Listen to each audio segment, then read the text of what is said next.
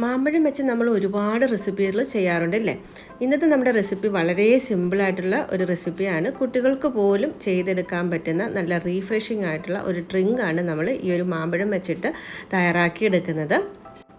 ഉച്ചയ്ക്ക് നല്ല വെയിലത്ത് നമ്മൾ പുറത്തൊക്കെ പോയിട്ട് വന്നിട്ട് ഇതുപോലെ ഒരു റീഫ്രഷിംഗ് ഡ്രിങ്ക് നമ്മൾ വീട്ടിൽ തയ്യാറാക്കി കഴിക്കുകയാണെങ്കിലുണ്ടല്ലോ, നല്ല ഒരു ഫീലിംഗ് ആണ് കേട്ടോ.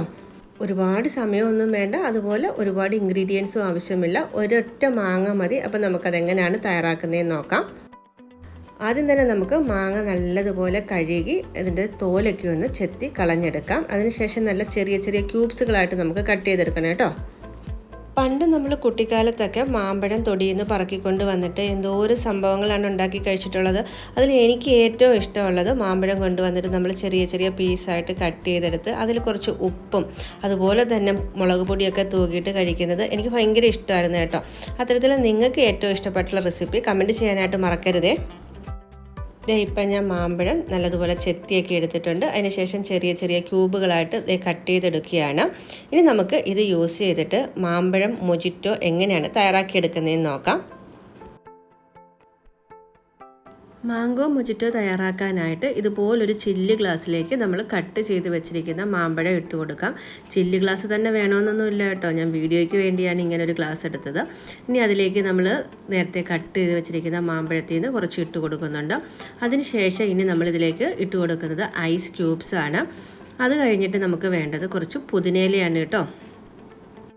പുതിനയില ഇട്ടതിന് ശേഷം നമുക്ക് മധുരത്തിന് ആവശ്യമായിട്ടുള്ള പഞ്ചസാര ഇട്ട് കൊടുക്കാം. ഞാനിപ്പോൾ എടുത്തിരിക്കുന്ന മാങ്ങ നല്ല മധുരമുള്ളതാണ് കേട്ടോ, അതുകൊണ്ട് ഞാൻ ഇതിലേക്ക് ഒരു 1.5 ടേബിൾ സ്പൂൺ പഞ്ചസാരയാണ് ചേർത്ത് കൊടുക്കുന്നത്. ഇത്രയും ചേർത്തതിന് ശേഷം നല്ല വൃത്തിയുള്ള ഒരു തടിയുടെ സ്പൂണൊക്കെ ഉണ്ടാവുമല്ലോ, അത് ഉപയോഗിച്ചിട്ട് നല്ലതുപോലെ നമുക്കിതൊന്ന് ക്രഷ് ചെയ്തെടുക്കണം. നമ്മൾ ഈ ഗ്ലാസ്സിലേക്ക് ഇട്ട് കൊടുത്ത മാമ്പഴവും പുതിനയുടെ ഇലയും അതുപോലെ തന്നെ പഞ്ചസാരയും ഒക്കെ കൂടെ നല്ലപോലെ മിക്സ് ആവുന്ന രീതിയിൽ ഈ ഒരു സ്പൂൺ ഉപയോഗിച്ചിട്ട് നല്ല പോലെ ഒന്ന് ചതച്ചെടുക്കണം കേട്ടോ. അതിനുശേഷം നമുക്ക് ബാക്കി പഞ്ചസാരയും പുതിനയിലയും കൂടി ഇട്ടിട്ട് ഒന്ന് സ്പൂൺ ഉപയോഗിച്ചിട്ട് ഒന്ന് നല്ലതുപോലെ ഒന്ന് മിക്സ് ചെയ്തെടുത്താൽ മതി.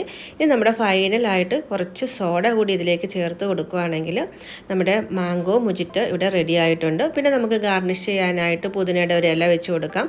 കുറച്ചും കൂടെ തണുപ്പൊക്കെ ഇഷ്ടമുള്ളവർക്ക് 1-2 ഐസ് ക്യൂബും കൂടെ ഇട്ടതിന് ശേഷം കുടിക്കുകയാണെങ്കിൽ അടിപൊളിയായിട്ടുള്ളൊരു റീഫ്രഷിംഗ് ഡ്രിങ്കാണ് കേട്ടോ.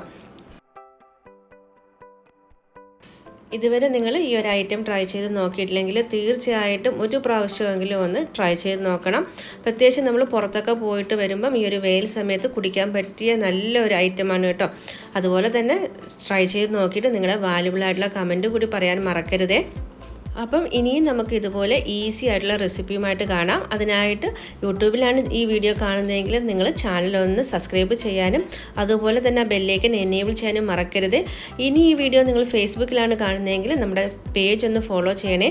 അപ്പം ഇനി അടുത്തൊരു വീഡിയോയിൽ കാണുന്നവരേക്കും ടേക്ക് കെയർ, ബൈ ബൈ.